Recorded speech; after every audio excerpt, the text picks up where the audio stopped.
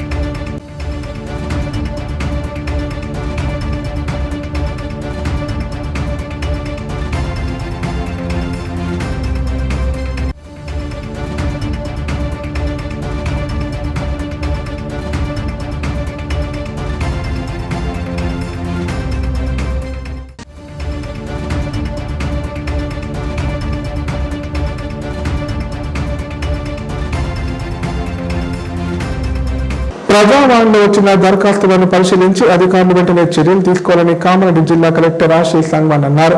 Pending లో ఉన్న అర్జీలపై చర్యలు చేపట్టి దరఖాస్తుదారునికి సమాచారం అందించాలన్నారు. ఆన్లైన్ లో పెండింగ్ ఉంటే సత్వరమే పూర్తి చేయాలని ఆదేశించారు. సోమవారం కామారెడ్డి కలెక్టరేట్ సమావేశ మందిరంలో ప్రజావాణి కార్యక్రమాన్ని నిర్వహించారు. భూముల సమస్యలు, ఇందిరమ్మ ఇళ్ల మంజూరు, రైతు భరోసా, పింఛన్లు, విద్యుత్, గ్రామ పంచాయతీ తదితర సమస్యలపై 135 ఫిర్యాదులు అందాయి. ఈ సందర్భంగా కలెక్టర్ ఆశీష్ సంగ్వాన్ మాట్లాడుతూ ప్రజావాణిలో వచ్చిన దరఖాస్తుల పరిష్కారానికి అధికారులు ప్రత్యేక శ్రద్ధ తీసుకోవాలన్నారు. సమస్యల పరిష్కారానికి ఆయా శాఖల అధికారులకు అర్జీలు పంపించినట్లు తెలిపారు. ప్రజలు ఇచ్చిన దరఖాస్తులను అధికారులు కులంకుశంగా పరిశీలించి పెండింగ్ ఉంచకుండా సత్వర పరిష్కారానికి చర్యలు తీసుకోవాలని ఆదేశించారు.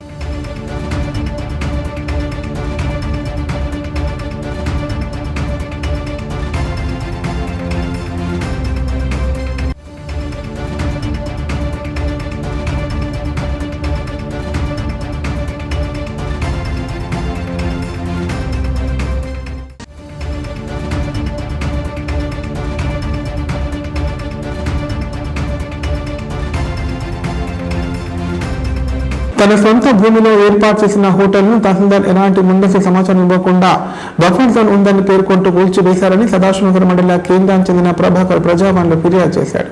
దీంతో తనకు భారీ నష్టం వాటిల్లిందని, జీవనోపాధి కోల్పోయినట్లు తెలిపారు. ఘటనపై సమగ్ర విచారణ జరిపి తనకు న్యాయం చేయాలని అభ్యర్థించారు.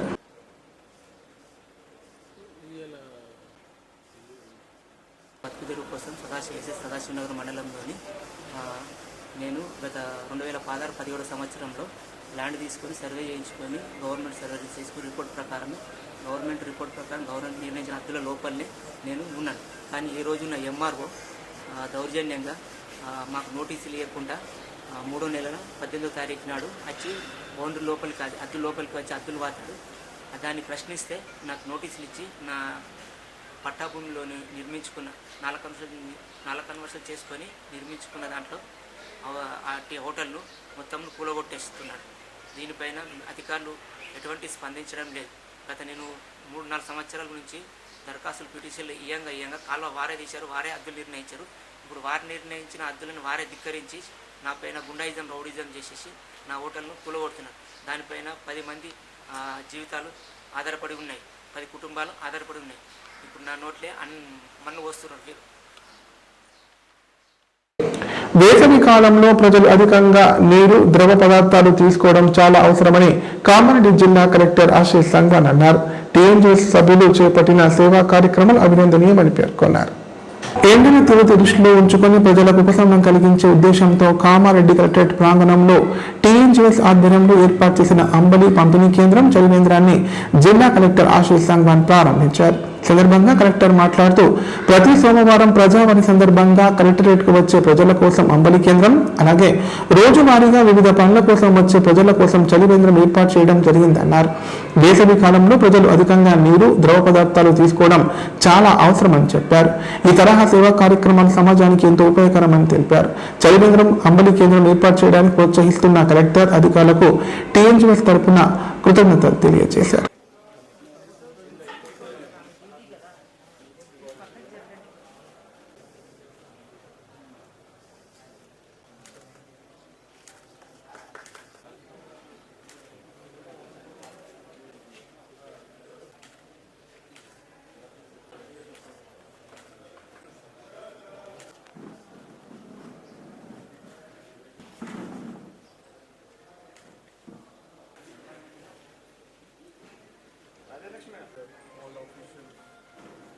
ప్రజావాణిలో వచ్చిన అప్లికెంట్స్ అందరికీ నమస్కారం. సో ఈరోజు చాలా సంతోషం, కలెక్టరేట్లో టీఎన్జిఓస్ ద్వారా ఇది అంబాలి సెంటర్ ఒకటి ఓపెన్ చేయడం జరిగింది. ఇప్పుడు సమ్మర్ సీజన్లో నెక్స్ట్ 2 months వరకు ఈ సెంటర్ ప్రతి మండే ప్రజావాణిలో ఓపెన్ చేస్తారు అండ్ అప్లికెంట్స్ కోసం అంబాలి అరేంజ్ చేస్తున్నారు. So my congratulations and best wishes to TNGO. ఇదే విధంగా ఫ్యూచర్లో కూడా టీఎన్జిఓస్ సంఘం ఏదైతే ఉందో ఒక సామాజిక బాధ్యతగా తీసుకొని ప్రతి సంవత్సరం కలెక్టరేట్ ప్రాంగణంలో ప్రతి సోమవారం రోజు అంబలి పంపిణీతో పాటు ప్రతిరోజు ఎండలు ఉన్న కారణంగా చలివేంద్రాన్ని ఏర్పాటు చేసి ఉద్యోగులకు మరియు కలెక్టరేట్కి వచ్చేటటువంటి సాధారణ ప్రజలు కూడా దాహార్దిని తీర్చే ఉద్దేశంతో ఈ చలివేంద్రాన్ని ఏర్పాటు చేయడం జరిగింది.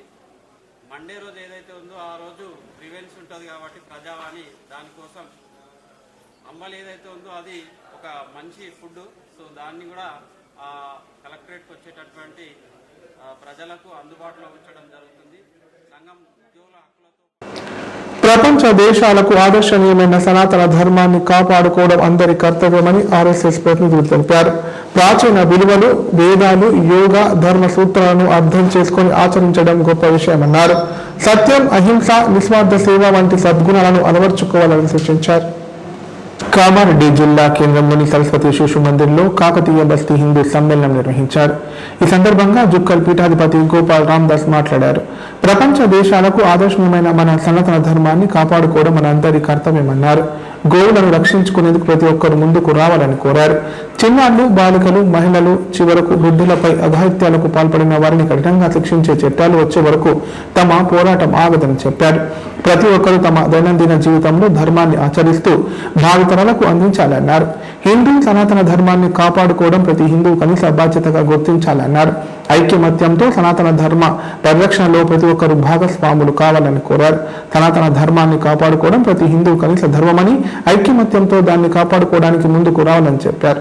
ఈ కార్యక్రమంలో మాజీ మున్సిపల్ చైర్మన్ గడ్డం ఇందుప్రియ, కౌన్సిలర్లు అర్కెల ప్రభాకర్, రాహుల్ గౌడ్, ఆర్ఎస్ఎస్ హిందూ సమ్మేళన ప్రతినిధులు తదితరులు పాల్గొన్నారు.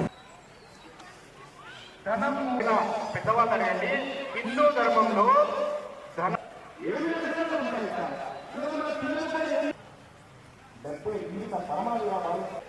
ఆయనకి ఏమీ సైన్యం లేదు, కానీ జీవితం అంతా గారి పాదాల ముందు పోశాడు. శివాజీ, ఇది ధర్మరాజ్యం, ఇది నీది కాదు. అతని పేరు బండేరు డబ్బులతో వచ్చాడు. బంగారు, వజ్రాలు, వైడూర్యాలు విదేశాలకు వెళ్ళి సంపాదించిన ధర్మం కోసం యుద్ధం చేస్తుంటే తనకు సైన్యం అవసరం అని చెప్పి ఆ జీవితం అంతా ఇది హిందూ ధర్మం. ఈ లోకంలో నాకే పని, ఈ సమాజంలో నాకే పని, నాన్న డబ్బు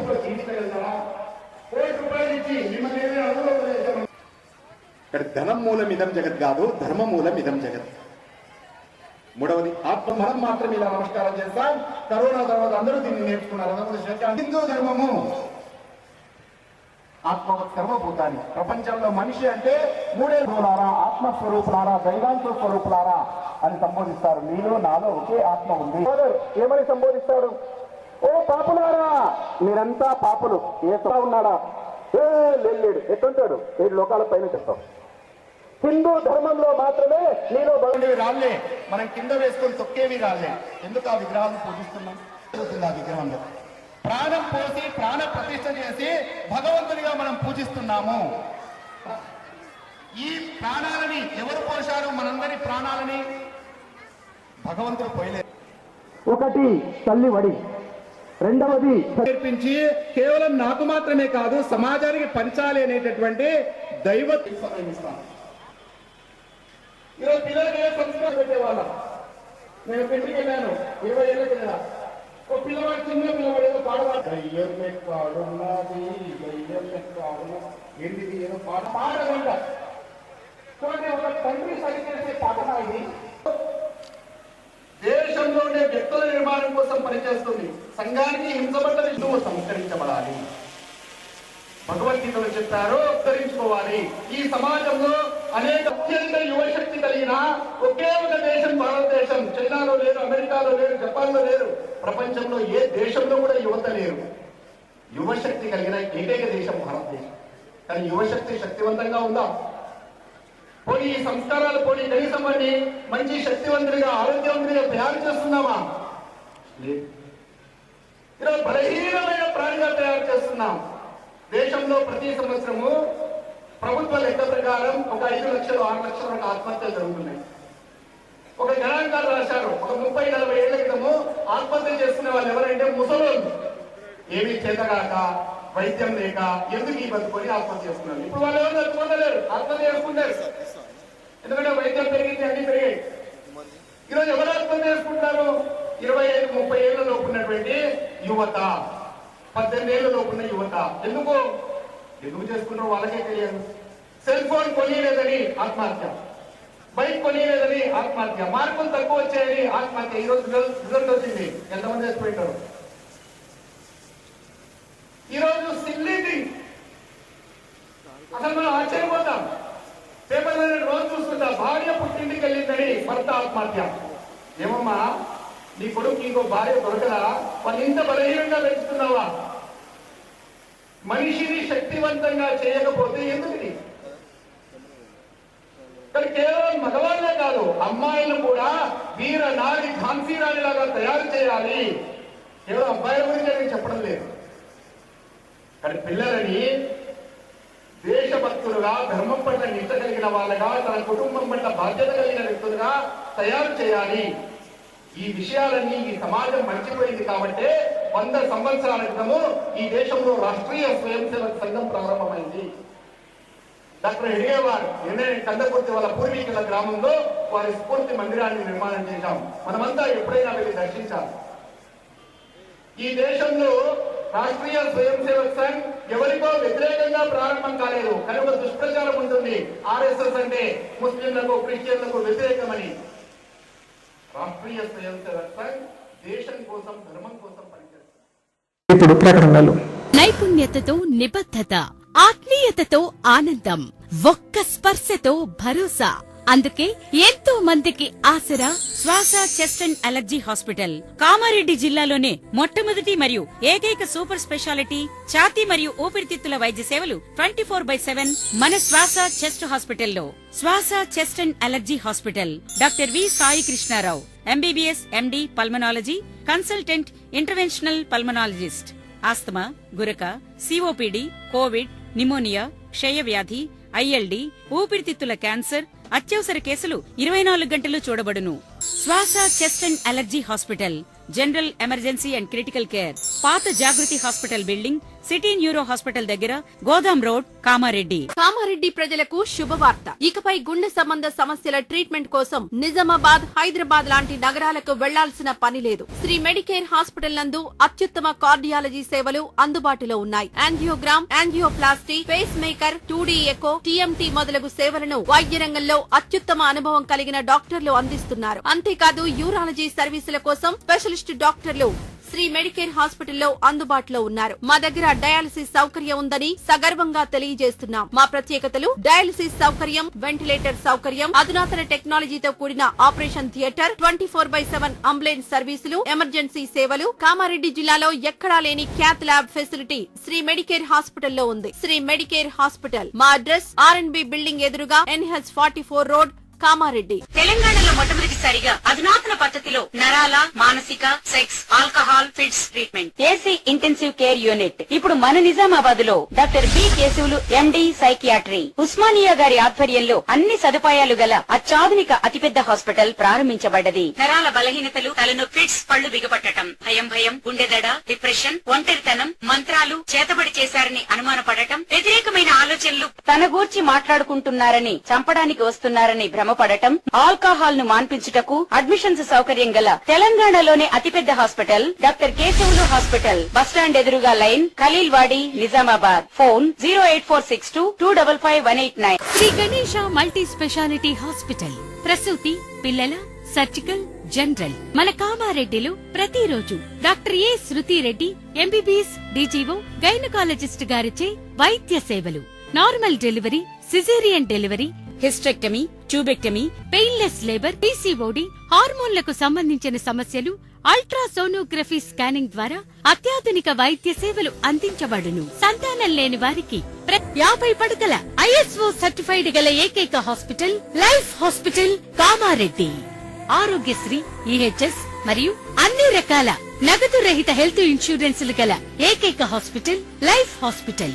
ఆరోగ్యశ్రీ కార్డు లేదా తెల్ల రేషన్ కార్డు ఉన్నవారికి ఆరోగ్యశ్రీ మరియు ఆయుష్మాన్ భారత్ ద్వారా ఆపరేషన్లు ఉచితంగా చేయబడును. 24 గంటలు అత్యవసర వైద్య సేవలు అందించబడును. మా సదుపాయాలు: అత్యాధునిక operation theatre, laminar OT, ICU, x-ray, physiotherapy, dexa scan, pharmacy సౌకర్యాలు కలవు. రాష్ట్ర ప్రభుత్వ ఉద్యోగులకు ఫీజు రీయింబర్స్మెంట్ సౌకర్యం కలదు. సంప్రదించండి. లైఫ్ సిద్ధాపూర్ రిజర్వాయర్ నిధుల మంజూరుపై నెలకొన్న జాప్యంలో ఎమ్మెల్యే పోచారం శ్రీనివాస్ రెడ్డి కాంగ్రెస్ ప్రభుత్వంపై తీవ్ర స్థాయిలో విరుచుకుపడ్డారు. నిధుల కోసం మంత్రులకు 20 సార్లు విన్నవించినా ఫలితం లేదన్నారు. ఈ వయసులో తాను వారి కాళ్లు మొక్కాలా అని ఆవేదన వ్యక్తం చేశారు. అసలు రాష్ట్రంలో ప్రభుత్వం ఉందా, ఉంటే అది పనిచేస్తుందా అనే అనుమానం కలుగుతోందని ఘాటు వ్యాఖ్యలు చేశారు. బాన్సువాడ ఎమ్మెల్యే పోచారం శ్రీనివాసరెడ్డి చేసిన వ్యాఖ్యలు రాజకీయ వర్గాల్లో చర్చనీయాంశంగా మారాయి. వర్రి మండలం సిద్ధాపూర్ రిజర్వాయర్ ను పరిశీలించిన అనంతరం ఆయన రాష్ట్ర ప్రభుత్వ తీరుపై తీవ్ర అసంతృప్తి వ్యక్తం చేశారు. కొందరు మంత్రులు ప్రజా సమస్యలను పట్టించుకోవడంలో నిర్లక్ష్యం వహిస్తున్నారని పోచారం తీవ్ర ఆగ్రహం వ్యక్తం చేశారు.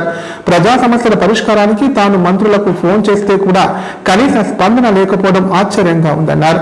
తాను గతంలో ప్రజాప్రతినిధుల సమస్యల కోసం అర్ధరాత్రి ఫోన్ వచ్చినా స్పందించిన అనుభవం ఉందని గుర్తు చేశారు. ప్రజల కోసం పనిచేసే నేతల ఫోన్లు కూడా లిఫ్ట్ చేయకపోవడం సరైన పద్ధతి కాదని విమర్శించారు. సీనియర్ ఎమ్మెల్యేగా తనకు ఉన్న అనుభవాన్ని గుర్తుంచుకోవాలని మంత్రులకు సూచించారు. తాను నిన్న మొన్న గెలిచిన వ్యక్తిని కాదని వ్యాఖ్యానిస్తూ సీనియారిటీని గౌరవించాల్సిన అవసరం ఉందని చెప్పారు.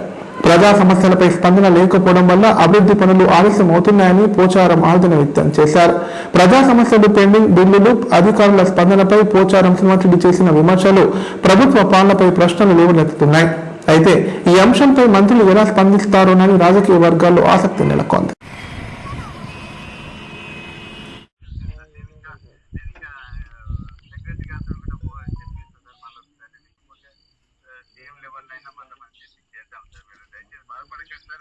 సీఎం గారికి 20 సార్లు చెప్పిన సీఎం గారికి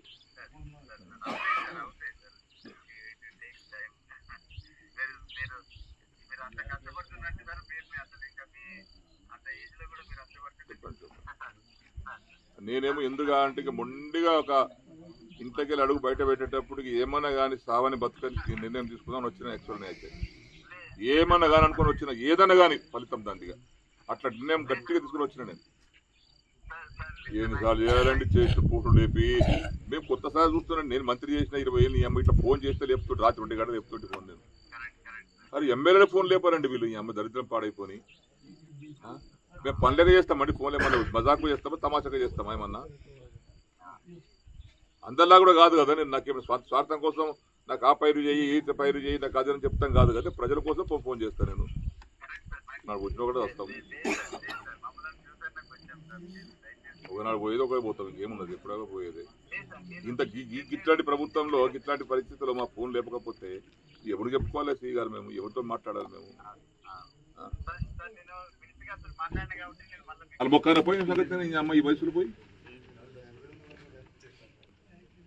విసుగొచ్చి విరక్తితో నిర్ణయం తీసుకునేది.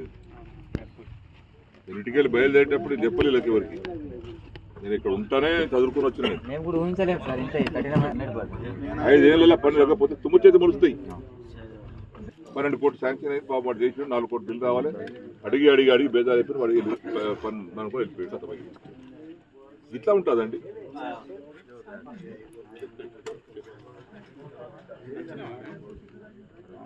నర్సింగ్ కాలేజ్ వాడు 15 కోట్లు రావాలి సార్ నేను పని పనిచేసిపోతా అంటే నిన్నే మారింది కదా. మారింది కదా నేను టెండర్ ప్లాన్ చేసుకుంటుంది.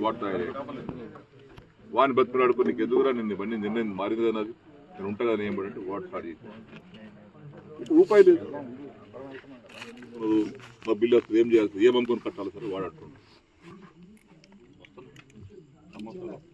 తీసుకునే నిర్ణయం రాగంటలేదు సార్. కానీ ఒకసారి చూద్దామని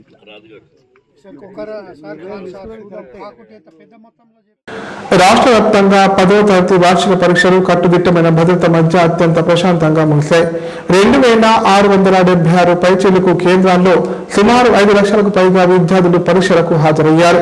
అధికార పర్యవేక్షణ QR కోడ్ విధానంతో పరీక్షలు సజావుగా సాగాయి. తెలంగాణలో 10వ తరగతి వార్షిక పరీక్షలు కట్టుదిట్టమైన భద్రత, ఎటువంటి అవాంఛనీయ సంఘటనలు లేకుండా ప్రశాంతంగా ముగిశాయి.